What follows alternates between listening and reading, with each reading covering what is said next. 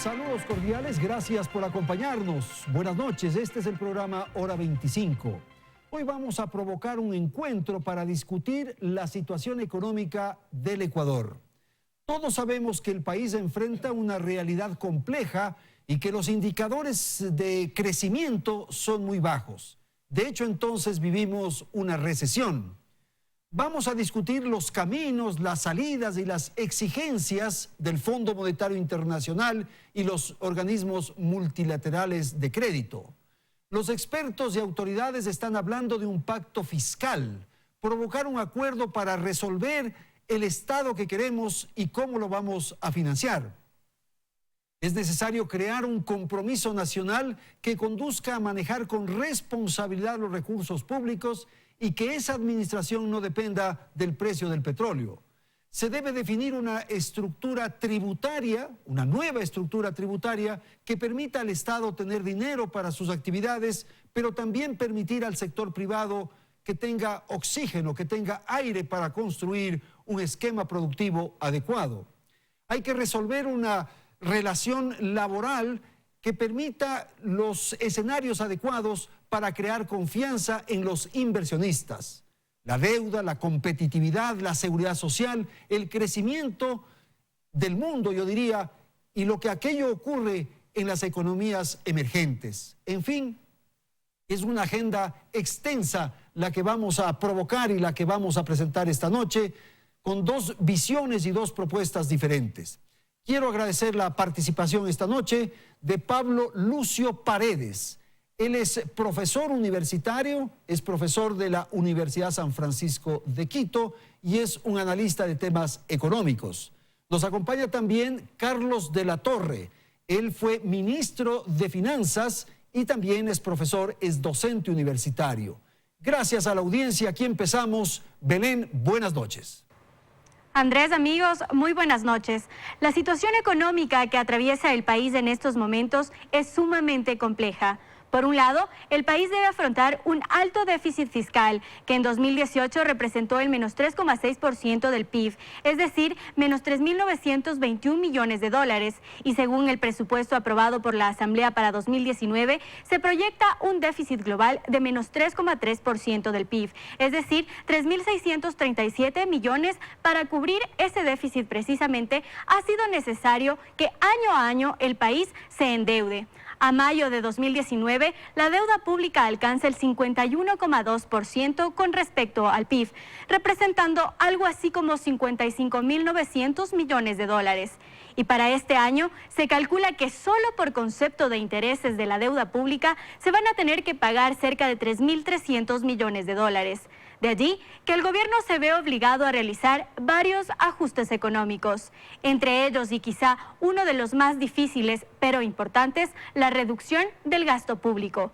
Algunos expertos en economía sostienen que no solo se debe reducir el tamaño de la nómina del gobierno central, que alcanza los 9.400 millones de dólares y representa cerca del 31% del gasto público, sino también que se debe ajustar a los gobiernos autónomos descentralizados, a la seguridad social y a las 21 empresas públicas que manejan una nómina de cerca de 39.000 empleados.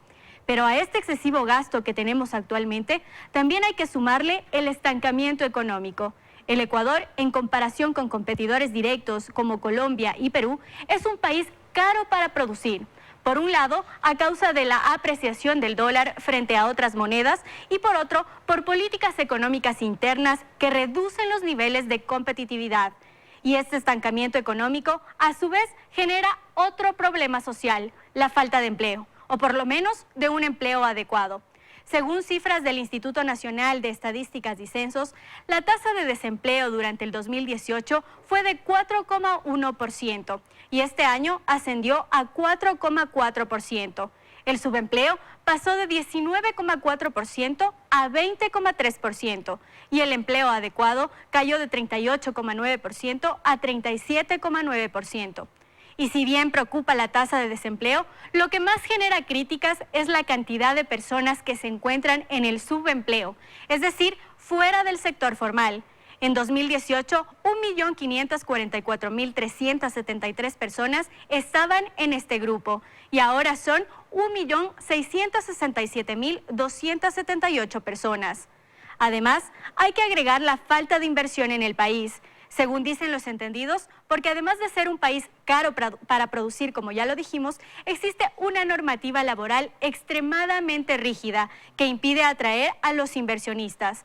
Mientras en 2018 Perú y Colombia atrajeron 8.259 millones de dólares y 11.270 millones respectivamente, el Ecuador apenas alcanzó los 1.400 millones de dólares. Pues sí, entonces tenemos una agenda completa para tratar en el transcurso de este programa. Voy a dar la palabra en primer lugar al doctor Carlos de la Torre para conocer su apreciación sobre algunos de los elementos que hemos puesto ya para la discusión, para el análisis. Quizás empecemos con el primer punto, que es el pacto fiscal, que así lo denomina el gobierno. El Estado que queremos, cómo financiarlos, cómo manejar. Buenas noches, le escuchamos. Bueno, muchas gracias, muy buenas noches a todos nuestros televidentes. Siempre es un gusto estar aquí en estas pantallas. Es interesante mirar cómo se han planteado estos elementos del diagnóstico de la economía ecuatoriana. Se empezó por el gasto público, el déficit fiscal, la deuda. De ahí en un segundo nivel se ha hablado de las cifras de desempleo, de subempleo y ¿dónde está el tema fundamental? ¿Dónde están las personas, los seres humanos? Deberíamos haber empezado indicando que la pobreza se ha incrementado en estos 2 últimos años en más del 3%. Eso quiere decir casi 500,000 de ecuatorianos que vuelven a una situación de pobreza, ¿ya? Algo se ha mencionado de que estamos ya entrando en una franca recesión económica, es decir, el Producto Interno Bruto que en 2017 tuvo un repunte de casi 3%, para 2019 estaría en menos 0,5% de acuerdo a una previsión del propio Fondo Monetario Internacional. Es decir, hasta desde el planteamiento de las cifras y de las variables tiene que haber prioridades y los economistas buscamos fundamentalmente que los seres humanos vivamos mejor y en situación de bienestar. Y es evidente que eso no es así en el Ecuador y estamos marchando por un camino contrario a esos propósitos. Ok, gracias Carlos. Voy a dar la palabra al economista Pablo Lucio Paredes, su primera apreciación. Buenas noches. Buenas noches, Andrés, Carlos, a la gente que nos escucha. Debo precisar que me imagino que este programa va a durar 2 o 3 horas, dado todos los temas que planteaste al principio. Avanzamos, ¿verdad? No, estamos de acuerdo, la economía está hecha para la gente y que la gente viva mejor, pero a eso hay que agregar una cosa importante y es que eso pueda ser sostenible, porque mejorar la calidad de la vida de la gente temporalmente siempre se puede hacer. Se lo puede hacer en el hogar, se lo puede hacer en la empresa, se lo puede hacer en el país. Es cuestión de gastar mucho más en cualquier cosa, es cuestión de endeudarse más, es cuestión de raspar la olla en cualquier parte, y eso es cierto a nivel personal y a nivel de país. Entonces, conseguir crecimientos por circunstancias externas o por desequilibrar las cosas profundamente, siempre es posible. Pero luego, y eso es lo que estamos viviendo en el Ecuador, viene una época, desgraciadamente, de poner orden en las cosas.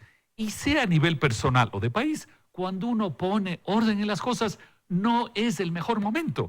Nadie en la familia, cuando les dices, vean, ya pasamos la fiesta, ahora hay que poner, nadie te dice, uy, qué lindo, qué bonito cómo es poner orden en la casa. No, todos están infelices, nadie está contento. Lo mismo sucede en la economía general. El crecimiento que vamos a tener, que digamos es alrededor del 0%, puede ser un poco más, un poco menos, es el reflejo de que se está tratando de poner la casa en orden luego de muchísimos años de despilfarro, ahora, donde puede haber habido crecimiento, pero crecimiento que era absolutamente insostenible. Ahora, pero para poner la casa en orden hay que provocar ciertas prioridades. Quizás el tema público, el tema fiscal, es un tema fundamental. Bueno, hay que resolverlo. Yo creo que siempre, primero, las cosas que se hagan tienen que ser con el objetivo de poder mejorar la vida de la gente de manera sostenible. Ese es el criterio fundamental. Y yo te diría, y tú lo señalaste antes, Andrés, hay 3 temas, que algunos que están concadenados, obviamente, pero hay al menos 3 temas que son bien importantes en el país. El uno, el tema fiscal. El otro, el tema de la competitividad, y el otro, el tema laboral. Digamos, entre muchas cosas, creo que esos son los 3 temas muy importantes, pero siempre con el mismo objetivo, que es la gente. La gente. Ya. Los 3 o 4 aspectos fundamentales por los cuales hay que transitar. Ya, exactamente. Pero aquí también hay que matizar cómo es que se plantean estos temas en términos de su inconveniencia o cómo pueden resultar problemas para la economía. Porque acá muchas veces se adjetiviza, por ejemplo, un enorme gasto público, un déficit fiscal grande, sobreendeudamiento es lo que estamos oyendo todo el tiempo. Pero son adjetivos absolutos, cuando en economía formal tienen que relativizarse. Entonces, no es que es una situación o no era una situación dramática, ni podemos decir que eran desequilibrios enormes. Por ejemplo, se está indicando un déficit fiscal de cerca del 3%. La meta para Francia para 2019 fue llegar a un 3% de déficit fiscal, es decir, no estamos lejos de la situación de otros países. Pero cuesta mucho el aparato público. ¿De acuerdo a qué? Eso también tenemos que evaluar. Mucho o poco en relación a qué. Por ejemplo, en el tema de deuda, el discurso del sobreendeudamiento a mí como ministro me generó muchos problemas cuando tuvimos que hacer colocación de bonos soberanos en enero de 2018 por las malísimas señales que se genera de un debate que acá se lo maneja políticamente y no técnicamente. Según cifras de la CEPAL, que es un organismo de las Naciones Unidas que utiliza información oficial de los países bajo metodologías del Fondo Monetario Internacional, ubica la deuda consolidada del gobierno central del Ecuador para el cierre de 2017 en 28.4% del PIB, cuando el promedio de América Latina fue 38.4%. Es decir, nuestro nivel de endeudamiento, por debajo del 10 puntos porcentuales por debajo del promedio de América Latina. ¿Ya? Entonces, el momento en que matizamos estas cifras... No le es un problema el aparato público, no le es un problema la deuda. ¿Dónde está el problema? A ver, no es que no sea un problema, es la dimensión del problema y la priorización de los mecanismos para atender ese problema. Si es que por atender ese problema, por el otro lado, vamos a empobrecer a la población, vamos a hacer que caiga el Producto Interno Bruto, vamos a hacer que caiga el empleo formal, porque así están diseñadas estas recetas. Vamos a generar un problema en la balanza comercial porque se abren las importaciones, etcétera, etcétera, etcétera. De pronto corregimos ese problema, pero generando impactos negativos gravísimos en términos del bienestar de la población, cuando existe un conjunto amplísimo de otros instrumentos que pueden aplicarse sin sacrificar el bienestar de la población. Pablo Lucio Paredes. Mira, el discurso cuando el precio del petróleo era alto es que había que seguir gastando. Y ahora que el precio del petróleo y otras circunstancias son menores, también hay que seguir gastando. O sea, la receta es siempre sigamos gastando. Y eso la gente lo sabe, no es cierto ni válido ni a nivel personal ni a nivel de país. Ahora, sobre las cifras que menciona Carlos, nosotros hemos entrado en un programa con el Fondo Monetario y se está aplicando al Ecuador una metodología internacional. Antes podíamos decir, estamos haciendo una metodología que a nosotros nos gustaba. La metodología internacional que está aplicando el Fondo Monetario dice, la deuda total del gobierno ecuatoriano es más del 50% del PIB.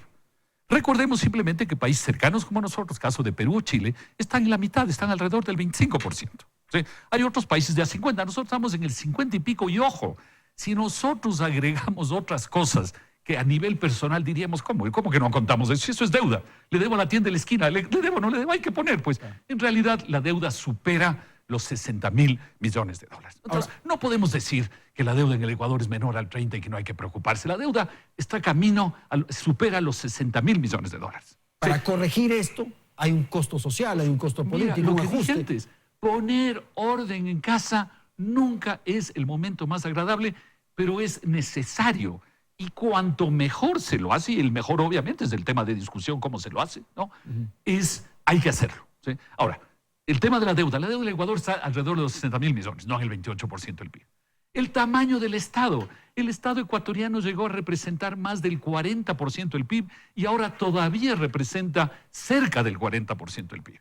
Es obviamente un tamaño enorme frente a cualquier estándar razonable. Ahora alguien me dirá, sí, pero los suecos gastan mucho más. Sí, pero los suecos, cuando tenían el nivel de vida del Ecuador, no gastaban en el Estado lo que gastan actualmente, ¿sí? Es un Estado enorme. Y además yo creo que todos los ecuatorianos en la vida diaria sabemos que hay una enorme cantidad de cosas inútiles e improductivas que hace el Estado. Esas son las que hay que eliminar. No es que hay que eliminar educación, salud. No. Hay que eliminar la cantidad de cosas inútiles que hace el Estado.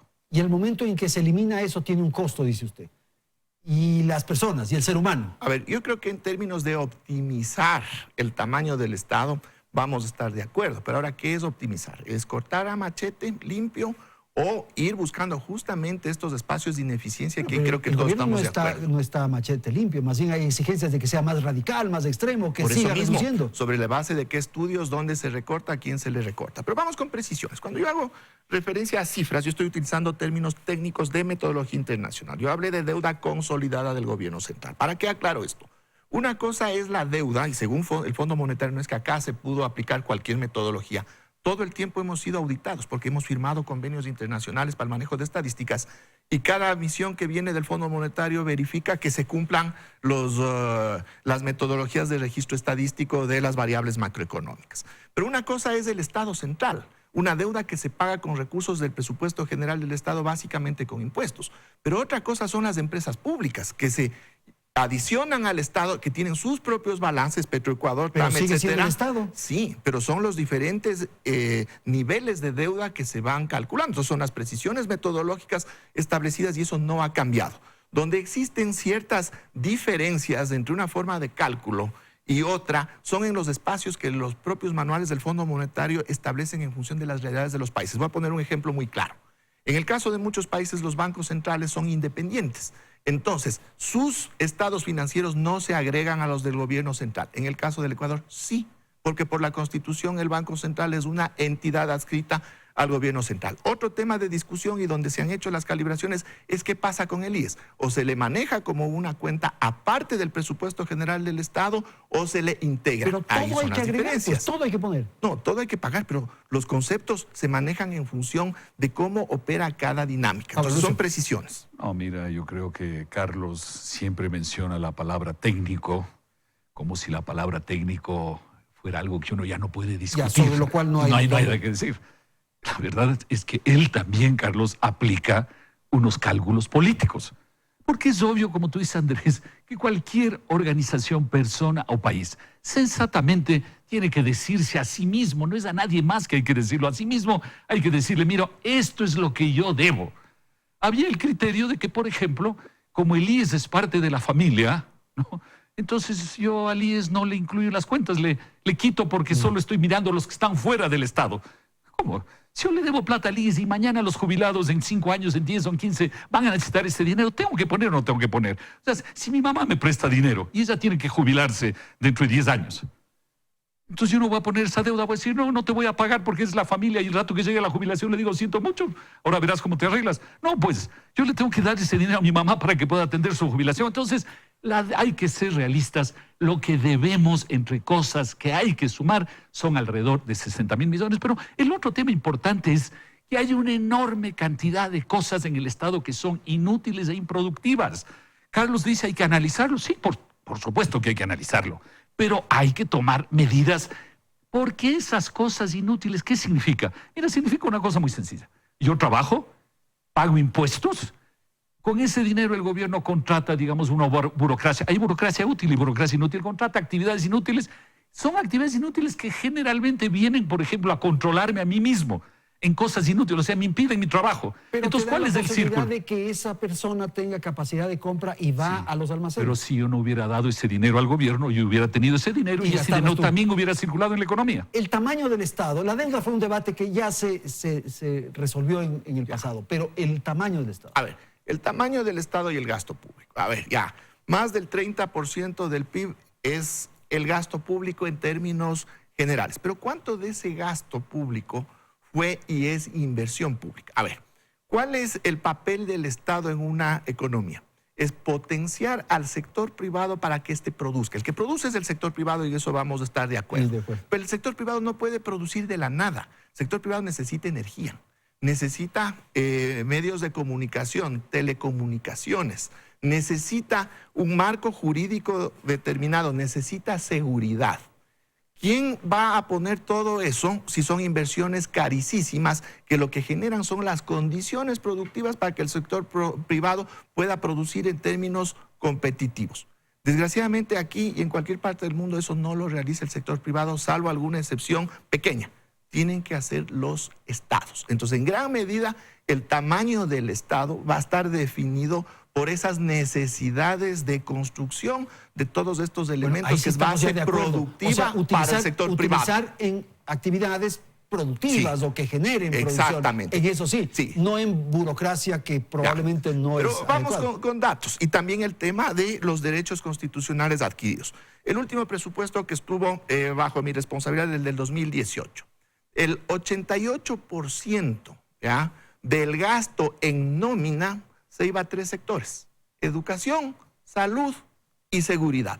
Es decir, solo el 12%, podríamos decir, correspondía a la nómina de todo el resto de ministerios y entidades que operan bajo el presupuesto general del Estado. Es decir, que si es que se hace un recorte que supere ese 12%, se acerca al 12%, como no es que vamos a poder eliminarnos todos los otros ministerios, va a implicar recortes en educación, salud y seguridad, donde el grueso de la nómina está en los maestros, en los médicos, en las enfermeras. Entonces ahí viene el punto, ¿dónde hacemos los recortes desde una perspectiva técnica y que sean unos recortes que valga la pena? ¿Dónde hacemos los recortes? Mire, yo creo que hay cuando se habla de gasto corriente se tiende a hablar de algo malo y el gasto de inversión bueno. En realidad hay gastos corrientes buenos y malos y hay gastos de inversión buenos y malos. Lo que hay que mantener son las cosas que son útiles y productivas para la sociedad. Cuando Carlos menciona que el Ministerio de Educación, Salud y Seguridad llevan el 88%, la cifra es un poco menor, pero bueno, no vamos a entrar en ese detalle. Pero eso incluye una cantidad de gastos que no son gastos del profesor, son gastos administrativos de burocracia en esas entidades, es decir, en esos campos. Sin cambiar la educación también se puede hacer recortes. Pero luego hay el tema de la inversión. Parecería que el gasto de inversión, porque es inversión, es bueno. No, simplemente así en 2 segundos. Recordemos cuál es la utilidad del terreno aplanado en la refinería del Aroma al lado de Manta. 1.200, 1.300 millones, 1.500 millones. Está el terreno aplanado. Yo les he propuesto a los amigos del Delfín, que tienen el estadio del Jocay de Manta, que no es tan bonito, la verdad, el Jocay, que vayan a jugar ahí. Sería un buen lugar. El aeropuerto de Santa Rosa, al lado de Machala. Hay un vuelo en la mañana, un vuelo en la tarde, costó cerca de $100 millones, etcétera. Como eso hay un listado de cosas. Lo que pasa es que se confunde actividad económica y actividad productiva. Entonces, en Manta, y al lado de Manta, ¿hubo actividad económica? Sí. Se movieron tierras, se contrató gente, etcétera. ¿Sirvió para algo? No sirvió para nada. Entonces, lo importante es cosas útiles y productivas, sean corrientes o de inversión. Ok, hacemos una pausa ahí para luego volver con una segunda parte del programa en donde vamos a tratar aspectos que tienen que ver con los tributos, con la confianza para las inversiones y el tema laboral. Ya retornamos.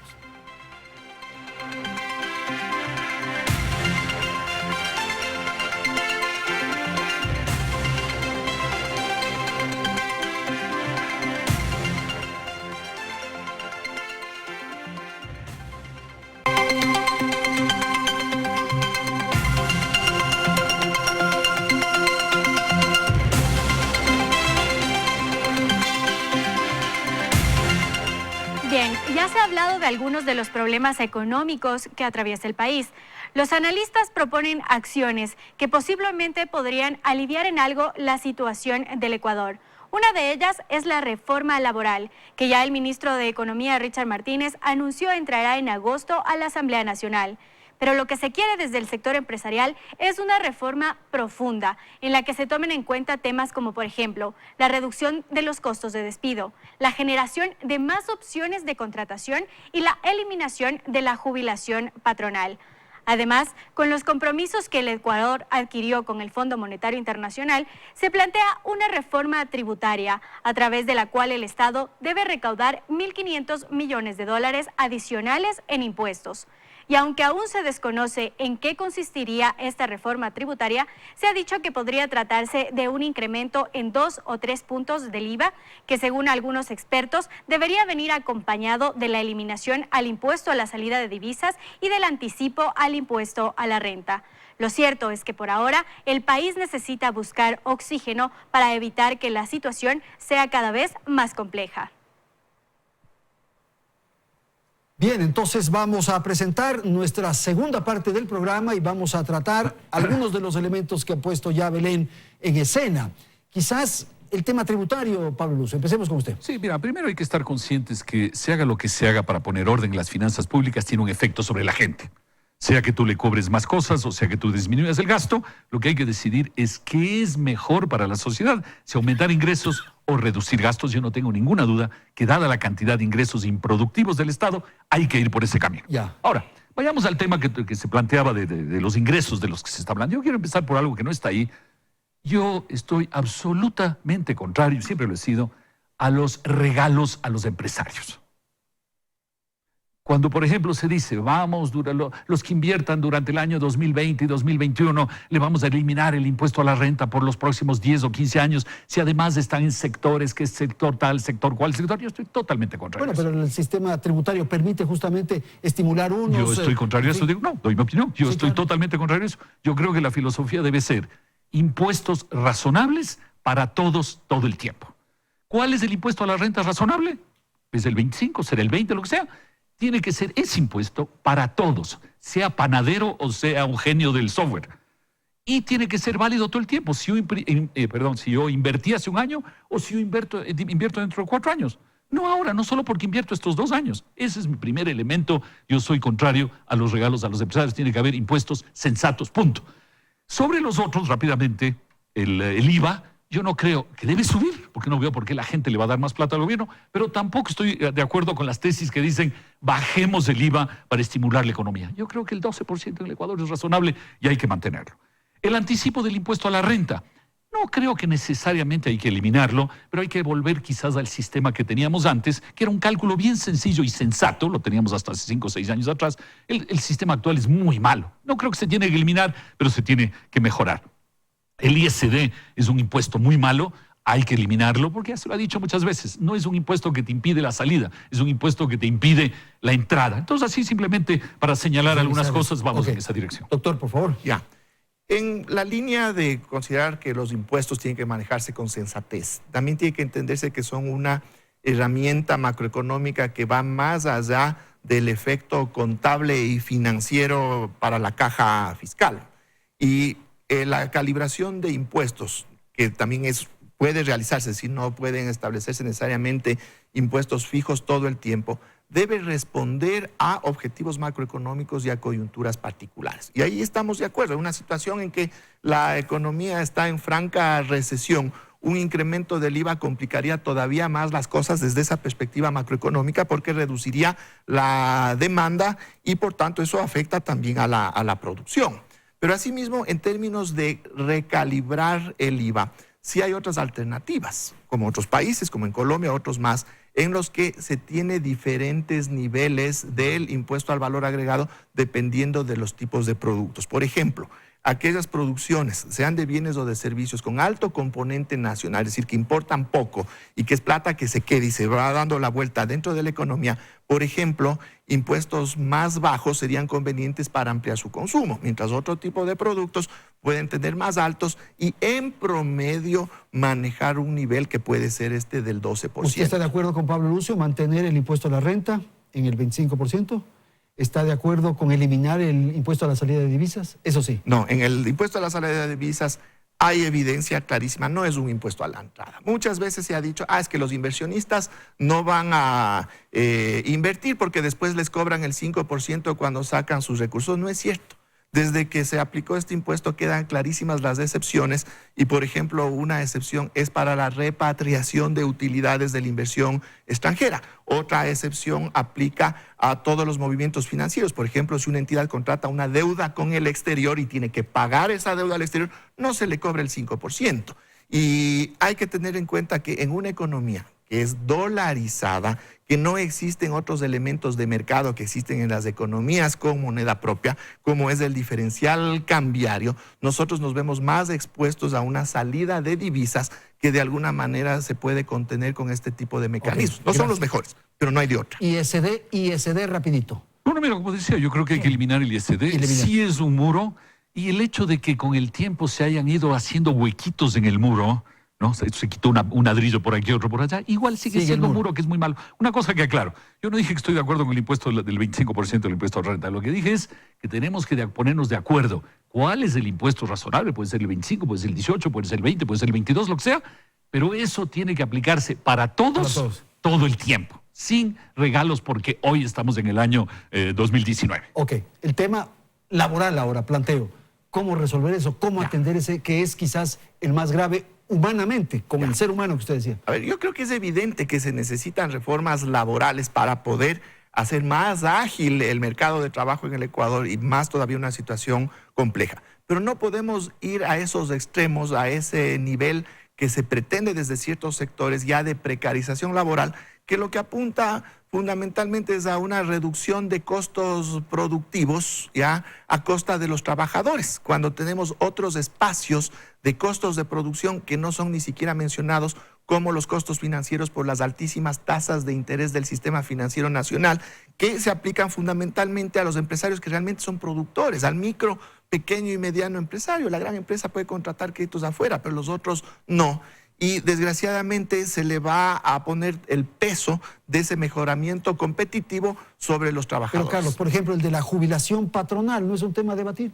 Son temas a debatir, se puede ir buscando soluciones mientras no se llegue a esos extremos que ya serían de sometimiento a los trabajadores para una mayor extracción de recursos de los trabajadores hacia el capital. Es decir, las reformas son válidas mientras técnicamente puedan permitir una mejora a la economía sin perjudicar a los actores. Ok, reforma laboral. Sí, primero toco el tema de la tasa de interés. Yo creo que una cosa fundamental en el Ecuador es que tenemos que revisar la legislación financiera para que pueda haber banca internacional que venga a competir en el Ecuador. Es un tema fundamental. No se puede dejar la banca nacional. ¿Y dejar en libertad el tema? Pero sobre todo tiene que venir a haber competencia. Pero yo digo las tasas de interés, el costo del dinero, dejarlo a la oferta de la demanda. Yo sí creo, pero tienes que tener mayor competencia en el mercado. Claro, eso es fundamental. Ahora, sobre el tema laboral, mira, yo creo que la gente en general en este tema está hablando de algo muy sencillo. El sentido común en las relaciones laborales. Cualquier empresa, pequeña, mediana, lo que sea, que contrata a alguien, lo hace para qué. Lo hace para después querer despedirle. No, le contrata para producir, para si es posible tener ese trabajador mejor capacitado, tenerle en el largo plazo, guardarle mucho tiempo porque se va estableciendo una relación. Ese es el sentido común de la gente. Entonces, esa gente que tiene esa visión, decirle a ver cuál es realmente la traba que hay en el Ecuador para que usted pueda contratar. La gente te va a decir cosas obvias. Te va a decir, mira, el despido es extremadamente caro. No es que yo quiero despedir, pero cuando tengo que hacerlo es extremadamente caro. Los costos son muy altos. La flexibilidad para trabajar es tremendamente complicada. En ciertas actividades yo necesito, porque las plantas, por ejemplo, las plantas no crecen de lunes a viernes, crecen de lunes a domingo y otra vez de lunes. Entonces necesitamos flexibilidad en los horarios, necesitamos flexibilidad en una serie de cosas. Es lo que la gente te dice. La gente no te está diciendo yo quiero una reforma laboral para aprovechar. Exacto. No, cosas de sentido común. Bueno, pero sí puede haber eso también. Puede haber, por supuesto. Por eso la ley para eso tiene que haber una justicia que actúe de manera eficiente para sancionar a la gente que sí tiene esa visión, que es la de yo voy a tratar de aprovecharme lo máximo de esto y no le voy a pagar a fin de mes, pero yo sé que el trabajador no me puede reclamar porque cuida su puesto, entonces yo sigo sin pagarle. No, tiene que haber reglas obvias, razonables. Nadie está pensando en eso, se está pensando en cosas sensatas de sentido común que hay que hacer en el Ecuador. Esto tiene que ver con la competitividad y se señala con insistencia que el tema laboral, el costo laboral es muy alto y que por lo tanto nos impide ser competitivos. A ver, más allá del costo laboral, porque ahí también hay que matizar, el costo laboral es alto cuando la productividad es baja. Con una productividad más alta, ese costo en términos relativos sería menor. Pero como dice Pablo, sería excelente que se piense desde esa lógica de buscar beneficios para la sociedad con las reformas laborales. Pero hay sectores que no están pensando en eso, están diciendo que los trabajadores podrían trabajar las 40 horas en 3 o 4 días, que puedan trabajar hasta 12 horas sin pagos de horas extra, que no exista el pago de horas extras si trabajan los fines de semana conforme se van adecuando los horarios de trabajo. Entonces ahí ya estamos superando ese límite que es de lo razonable, de lo que se puede discutir, donde se pueden encontrar soluciones. Por eso digo, sería excelente que todo el mundo pensara desde una lógica de beneficio para todos, pero no es así porque tenemos ya evidencia clarísima de que desde ciertos sectores se pretenden otras cosas. ¿Y por qué no somos competitivos, según su criterio? Hay diversos elementos. Ciertamente el costo laboral en el Ecuador es más alto por la misma dolarización, ¿ya? tenemos bastantes ineficiencias desde el propio sector privado. Muchas veces se dice, la baja productividad que después deriva en baja competitividad es por los costos altos, porque somos ineficientes, pocos productivos, pero a veces le identificamos que todos estos problemas están a nivel del obrero, del trabajador. Y yo diría, ¿no son a veces también poco productivos y demasiado bien pagados los gerentes de las empresas, los altos ejecutivos que no están al mismo nivel de un par de otros países? ¿Quién incide más en el desempeño de la empresa? ¿El último de los obreros o sus niveles directivos? Es decir, tenemos que hacer una evaluación en todos los niveles y no limitarnos o reducirnos a decir, es que los costos laborales aquí son más altos que en los países vecinos. ¿Y los empresarios se volvieron cómodos durante el gobierno de Correa? Definitivamente. ¿Por qué? Porque se dieron varios factores que determinaron que se podían generar ganancias por otros espacios que no eran necesariamente haciendo contratos con el Estado. No siendo eficientes productivamente. Economista. Mira, competitividad le planteo, ¿no? Sí, mira, terminando el tema laboral, yo creo que hay que hacer cosas, insisto, de sentido común. Si hay ciertas actividades donde tú tienes que estirar la semana, las 40 horas, de 5 a 6 días, eso es sensato. Si no vamos a decir, entonces nada es sensato, nada es de sentido común. Es obvio que tú... Ahora, si tú me decías, no vas a hacer 40, sino 44, bueno, tienes que pagar las 4 adicionales como horas extras. Pero las 40 deben poder estirarse. En ciertas actividades yo debo poder decir a la gente, vea, vamos a trabajar, por decir algo, 4 horas al mediodía y 4 horas en la noche. Si es que tengo un restaurante, yo no tengo, así que no sé cómo funciona, pero me imagino. Ajá. En fin, tiene que haber cosas de sentido común, pero no podemos creer que todo es un abuso del trabajador. El sentido común de la gente normal, eso es lo que funciona razonablemente y así son las experiencias mundiales. Se ha señalado el tema laboral, se ha señalado, o no se ha señalado tal vez, el tema de la apertura externa. Mira, hay una cosa que es fundamental, Andrés. La mejor forma de sacudir a los empresarios, de lo que se ha hablado, ¿no? De sacudir es la competencia. No hay otra forma. En la vida es así. La mejor forma de sacudir a la gente es la competencia. Hablábamos del sistema financiero hace un momento. La apertura al mundo es eso. Cuando se habla de abrirse a los Estados Unidos, cuando se habla de abrirse a la Alianza del Pacífico, y además la apertura a la Alianza del Pacífico no es solo por la Alianza del Pacífico, sino las conexiones con el mundo que se abren, ¿no?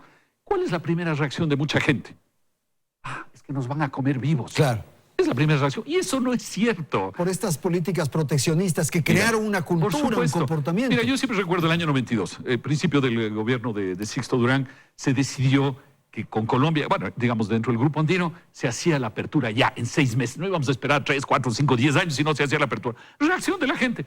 Nos van a comer vivos los colombianos y no sé qué. ¿Qué pasó en la práctica? Que nosotros vendimos más y compramos más. Eso es todo lo que sucedió, que es lo bueno en la economía. Entonces, la competencia, por eso los mecanismos de apertura comercial son fundamentales para sacudir a quién. Primero, para sacudir al mundo empresarial. Ok, comercio exterior. Ya. No es ni blanco ni negro esto de que o nos abrimos o nos mantenemos cerrados. Evidentemente hay matices y lo que es fundamental es cómo nos abrimos, con quién nos abrimos, en qué condiciones. Ya, porque no es una cuestión a rajatabla, porque hay también elementos diferentes en las economías.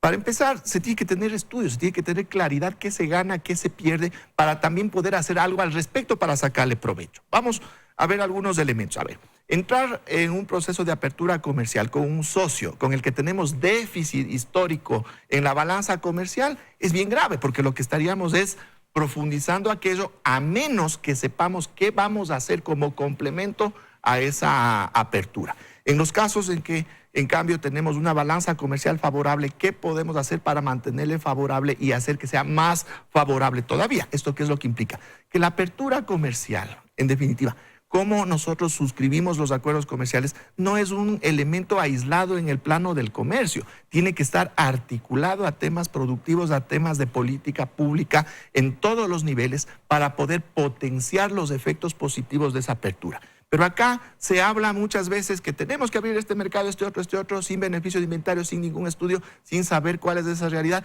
y peor todavía, sin definir qué es lo que tendríamos que hacer para sacarle provecho a esa apertura. Pero la lógica hace pensar que uno puede vender a quien está con mayor capacidad de compra, sin duda. Pues. Sí, pero también tienes una capacidad de producción. ¿Qué podemos venderle al mundo? Productos primarios, café, camarón, cacao, banano. Podemos incrementar o duplicar, triplicar la producción de la noche a la mañana de esos productos para poder vender a esos grandes mercados que se nos abren. No. Pero esos grandes mercados, porque son enormes, ellos sí pueden venderle 2, 3 veces más al Ecuador automóviles, celulares, etcétera. Es decir, tenemos todos estos problemas también estructurales que tienen que evaluarse para poder establecer los correctivos o, como digo, los mecanismos que hagan de esta apertura comercial provechosa para el país. Ok, comercio exterior, con eso terminamos este segmento. Mira, con el tema de los matices y de hacerlo inteligentemente se llega a dos cosas, que ya lo vimos en los últimos 10 años, o poco más, 12 años. La primera es que tú acabas escogiendo socios intrascendentes. ¿No es cierto? Nos juntamos al ALBA. Ese era nuestro gran éxito. ¿Cuáles eran los socios del ALBA? Venezuela, Bolivia, la isla Dominica, muy importante, etcétera, etcétera, lo que sea. Como tú decías, uno busca los mercados de verdad. Entonces hicimos eso, asociarnos con los que están cerca, que no nos hacen mucho problema. Eso no se hace en la vida, discúlpame. Obviamente hay gente en la vida que dice, mira, yo no salgo de mi casa porque es difícil, porque es complicado. Mejor me quedo aquí haciendo lo mío en mi esquinita. ¿Y qué acabas logrando? Nada en la vida. ¿Sí? Entonces, esa primera cosa. La segunda es que obviamente hay que hacer estudios, hay que hacer una cantidad de cosas, pero eso también ¿a qué lleva? A que nunca lo haces. Tú dices, no, todavía no estoy listo. Nosotros también conocemos gente que dice, vea, yo todavía no estoy listo para hacer tal cosa. Y entonces te pasas esperando eternamente para hacerlo, ¿no? Entonces, acabas aliándote con quien, los sencillitos, y segundo, no lo haces nunca. Entonces, sí, por supuesto, hay que hacerlo inteligentemente y todo lo que quieras, pero hay que buscar los socios que realmente pesan y hay que hacerlo. Esas son las dos cosas que existen en la vida. Pausa, vamos a ir a la publicidad, enseguida retornamos y tendremos nuestro segmento final de Hora 25.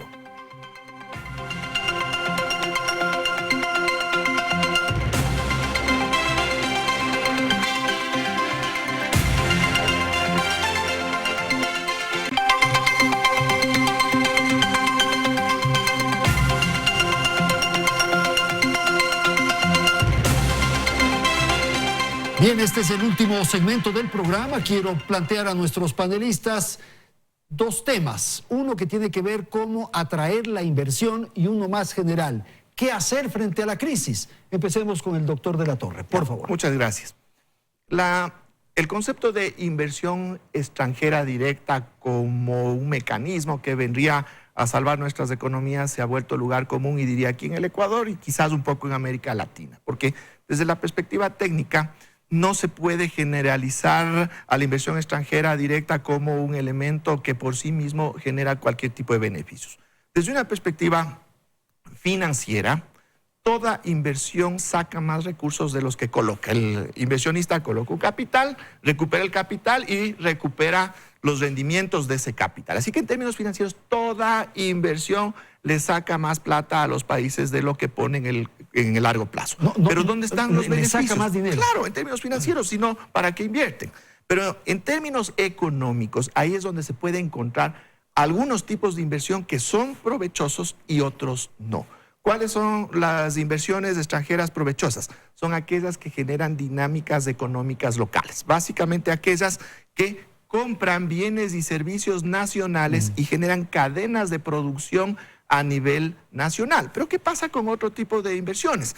Por ejemplo, el caso de Perú, de otros países de América Latina, que son inversiones fundamentalmente en actividades extractivistas, en minería, aquí en el Ecuador mismo, en el petróleo, hasta la maquinaria con que vienen los inversionistas y que se registra como inversión extranjera no es dinero que se queda en el Ecuador. Tienen que comprar la máquina afuera y lo que se queda acá es la contratación de algunos trabajadores, pero a la larga todos esos recursos terminan saliendo porque no genera una actividad económica. Entonces, ahí ahora, es donde... cualquiera de las opciones que plantea no es bueno la inversión. No, la que genera dinámica productiva local es muy buena. En términos financieros saca más recursos de los que pone, pero al generar una dinámica multiplica esos recursos dentro de la economía. Pero como digo, es cierto tipo de inversión que puede articularse a cadenas productivas nacionales. Entonces ahí es donde tienen que ir los incentivos. No se puede aplicar incentivos generales, sino que tienen que particularizarse cuando se identifique estos sectores y existen las condiciones para que se den esas dinámicas productivas locales. Luego vamos a la otra pregunta, es ¿qué hacer? Que es el segmento final, la última parte. Pablo Lucio, inversiones. Mira, sobre la inversión, primero cabe recordar, utilizando la palabra técnica que le gusta a Carlos, a pesar de que todo es una combinación de técnico y visiones políticas ideológicas, el 80% de la inversión en cualquier país es inversión local. El 20% o menos, por ahí, es extranjera. Entonces no es un tema de estimular la inversión extranjera, es un tema de estimular la inversión per se, que es fundamental. Y la inversión es fundamental porque es la que empuja el futuro. El consumo es lo que sirve hoy, la inversión es lo que genera un mejor futuro. Entonces es indispensable. Y en el Ecuador tenemos una inversión privada que ha sido tradicionalmente entre el 17 y el 20%, hace 10 años, en los últimos 10 años bajó al 13-14% del PIB, tiene que ser al menos del 20%, porque hay países que están en el 25 o 30% del PIB en inversión privada, insisto, local o internacional. Segunda cosa que sí yo no entiendo, lo he oído algunas veces, pero no entiendo, esto de que el inversionista saca más dinero del que pone.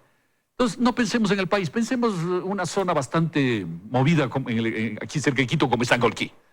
Si yo me pongo desde el punto de vista de Sangolquí y viene un empresario y pone una fábrica, a la larga, ¿va a sacar o va a poner más plata en Sangolquí? A la larga, va a sacar más de lo que puso, pues. Obviamente porque va a recuperar lo que puso. Entonces yo como Sangolquí tengo que decir, no quiero, pues, no quiero.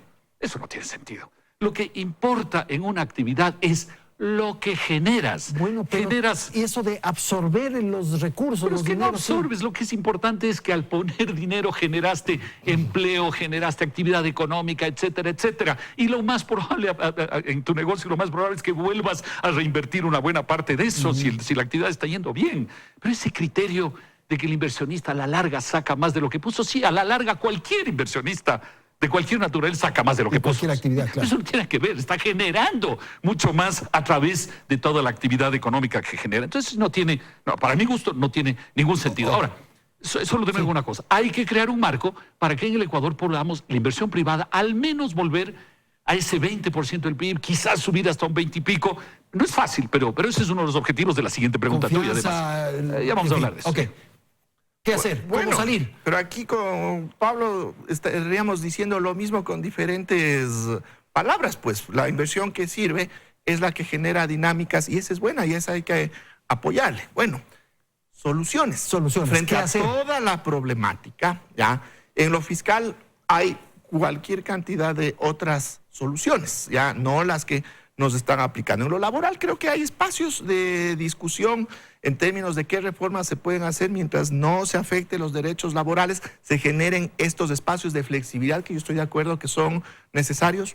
En temas de comercio exterior está bien entrar a procesos de apertura, pero sabiendo exactamente los costos, los beneficios, qué es lo que tenemos que hacer en términos productivos, competitivos para sacarle provecho. Y en algo que también vamos a estar de acuerdo, se tiene que establecer ya mecanismos para abrir el mercado de intermediación financiera en el Ecuador. Y ese fue un elemento que se trabajó cuando yo estuve a cargo del Ministerio de Economía y Finanzas, pero claro, hubo una oposición muy grande desde los sectores que van a ser afectados con esa competencia. Y básicamente el problema por el cual no entran las entidades financieras acá es que para ellas ponerse una sucursal aquí resulta muy caro porque tienen que constituir como que fuera un banco completo.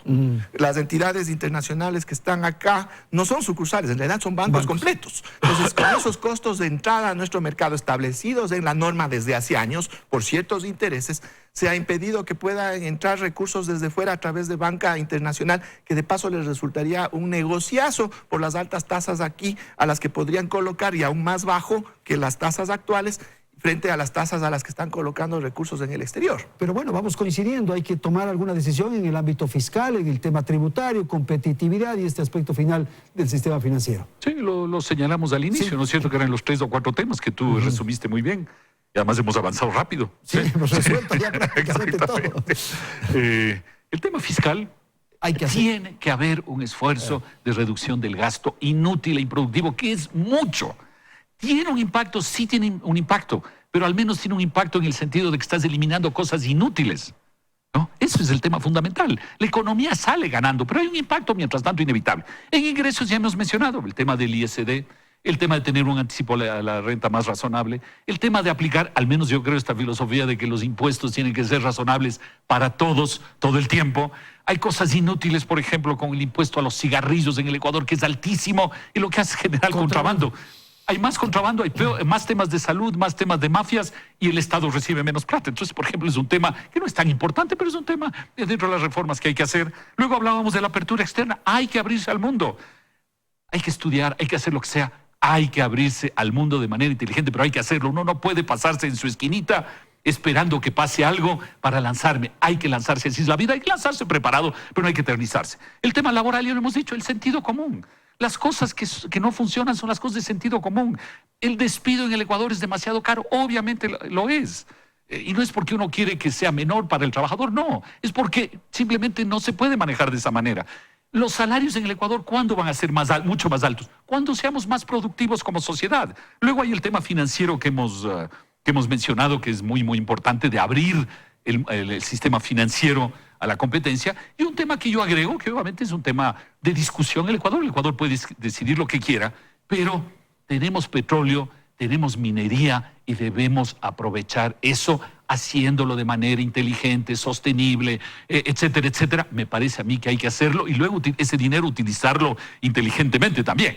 Hay que hacerlo. Ahora, Pablo Lucio, vamos a terminar. ¿Qué está pasando en el mundo? ¿El mundo está creciendo, no está creciendo? ¿En qué circunstancias está? ¿Y cómo afecta eso a las economías emergentes? Mira, yo voy a señalar por el poco tiempo dos cosas. Primero, todas las proyecciones muestran que el mundo desgraciadamente va a crecer menos y una de las razones son todos los líos que arma el presidente Trump en su bronca con la China, en su bronca con el uno, con el otro, con Europa, con todo el mundo. Es una de las razones. Es un tema muy complicado.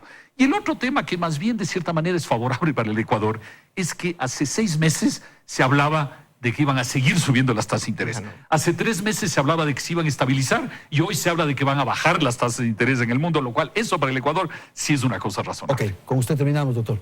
Bueno, es clarísimo que a nivel global hay una pugna en términos de la geopolítica entre las dos grandes potencias, que a la larga están llevando a ciertos comportamientos económicos que generan ciertas fricciones. Los mismos Estados Unidos están ahora en un andarivel de proteccionismo en términos de su comercio exterior por ciertas circunstancias. Ahí también quizás la apertura comercial indiscriminada de años anteriores les ha cobrado factura el momento que externalizaron su producción. Es decir, toda la producción que se diseña y se desarrolla en Estados Unidos se está realizando en China, en México, etcétera. Pero por el otro lado también es la competencia frente a mercados que se van perdiendo del uno del otro lado, frente a una China que cada vez tiene mayor presencia en el mundo, y esto deriva en que estas decisiones que se toman en la economía estadounidense y aquellas que se toman en materia monetaria nos pegan de forma directa por el mismo hecho de que tenemos al dólar como nuestra moneda. En este sentido, la baja de las tasas de interés de los Estados Unidos, ojo, es las tasas a las que presta su Banco Central, porque ellos sí prestan, acá nuestro Banco Central no puede prestar. Esas tasas lo que implican es una expansión monetaria y una probable depreciación del dólar en los siguientes meses y años, que sí nos va a beneficiar en términos competitivos a nivel externo. Señores, muchísimas gracias por la presencia esta noche aquí en el estudio de Teleamazonas, a Pablo Lucio Paredes y a Carlos de la Torre. La situación de la economía en el Ecuador, tema de esta noche aquí en Hora 25. Gracias por acompañarnos, felicidades, hasta la próxima semana.